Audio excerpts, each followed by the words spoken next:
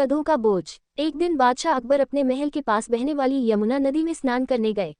उनके साथ बीरबल और उनके 2 बेटे भी थे। बातें करते करते चारों लोग थोड़ी ही देर में नदी के किनारे पहुंच गए।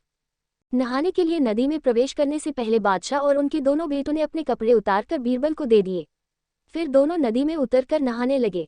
बीरबल कपड़े हाथ में लेकर नदी के बाहर खड़े हो गए और उनके नहाने के बाद नदी से बाहर आने का इंतजार करने लगे।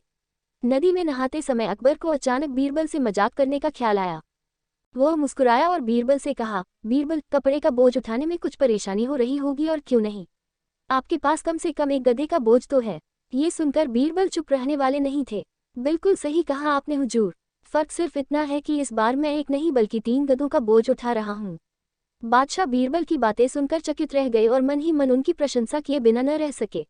नैतिक शिक्षा, किसी भी प्रश्न का उत्तर विनम्रता से देना चाहिए। ऐसे ही स्टोरी के लिए चैनल को सब्सक्राइब करें।